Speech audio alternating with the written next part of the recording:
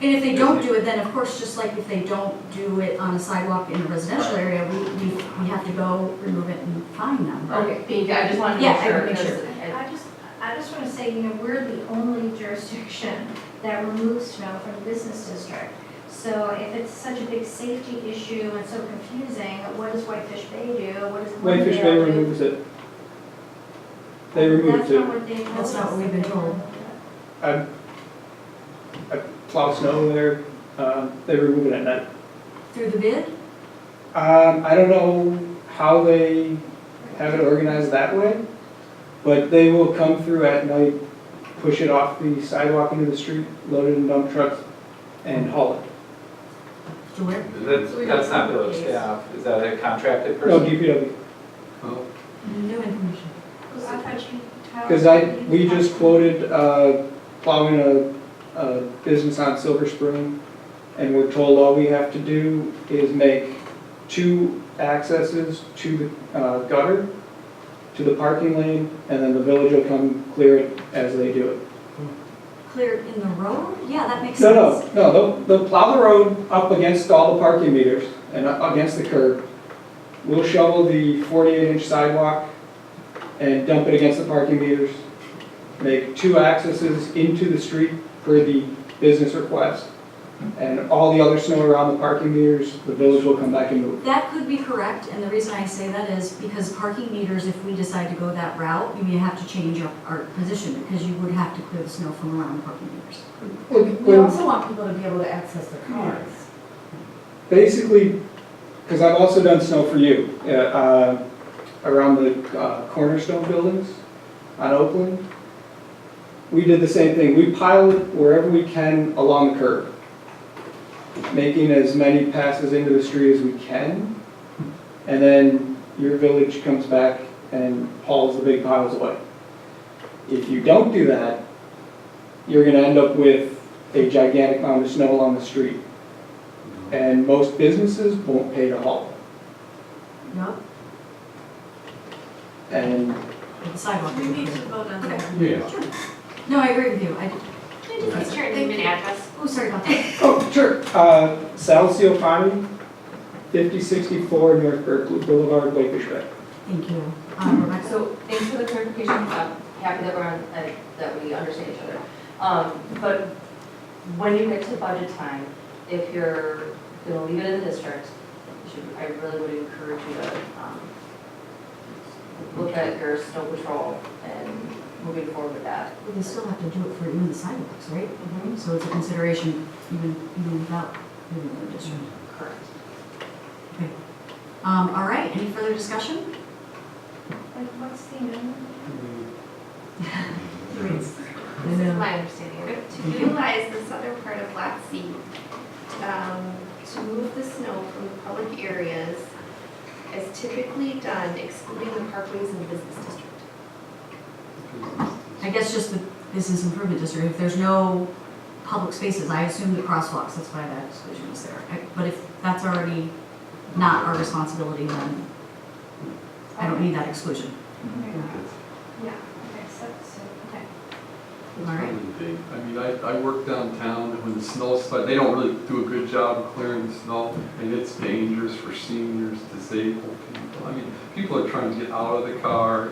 It's really dangerous when you get a lot of snow for the residents. Trustee Warren, then Bockhorst, then McKay. And just one more thing to add. For me, there's also a change management element to it. We're sitting here in October, just making sure that our residents and our businesses are both aware of what we're going to do. I'm not foreclosing the possibility of changing our, again, this is all kind of a moving target. And we're thinking about how to do this best now and going forward into the future. But right now, I'm comfortable with the village staff's recommendation. And I think that for this year at least, I think that we want to continue to remove the business district.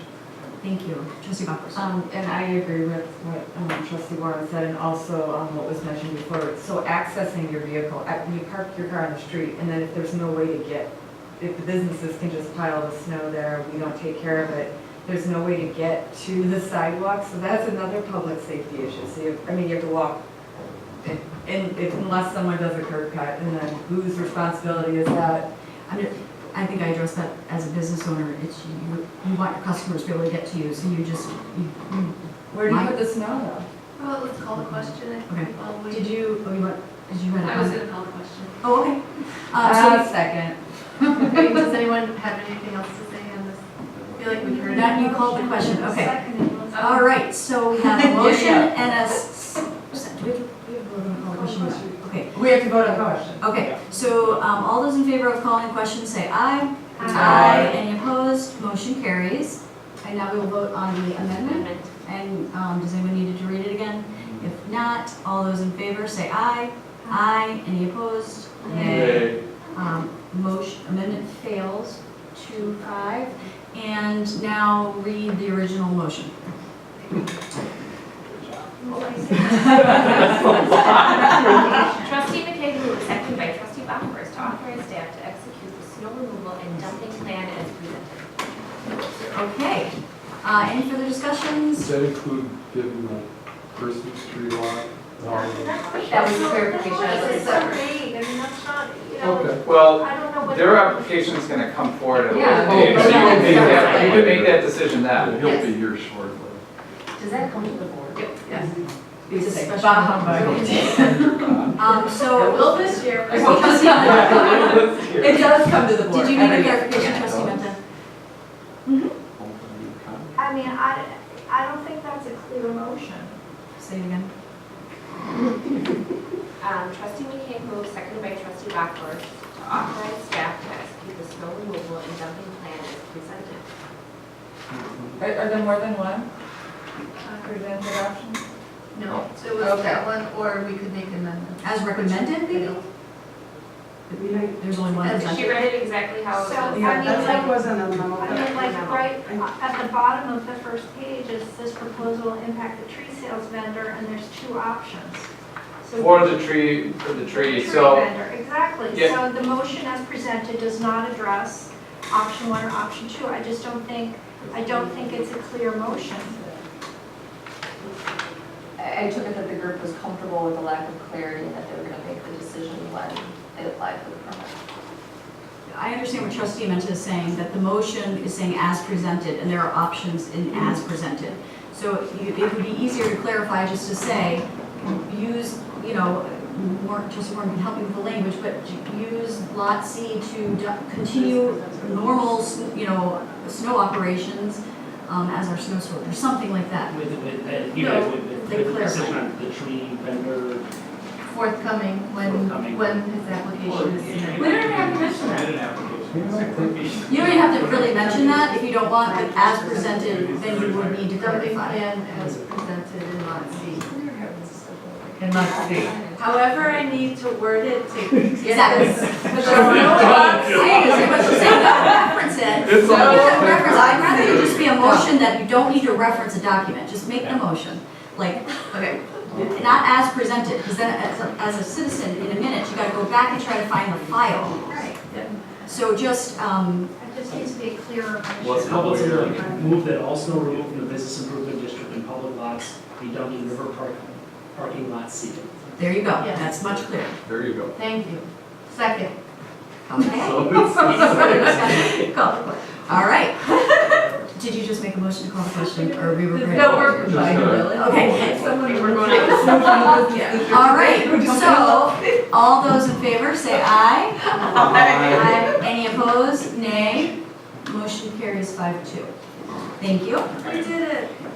All right. It's going somewhere. No, it's going. Bring it. Okay.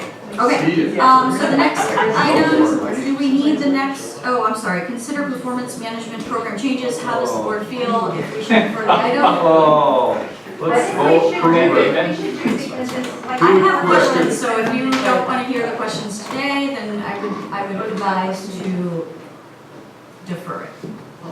Either we're going to stay or we're not. Where are we at? Do it. Let's just do, I say Do do it. it. Do it. Motion. Okay, we will move forward. You don't scare me because you're not Okay, I just don't want to be like, oh, don't ask if you gotta get out of here, so we're going to take up the issue or not. So go ahead, Tyler. All right. I'm gonna still do my presentation, but I'm gonna do it really quickly. Yeah. Okay? Because I think this will answer some questions. Okay.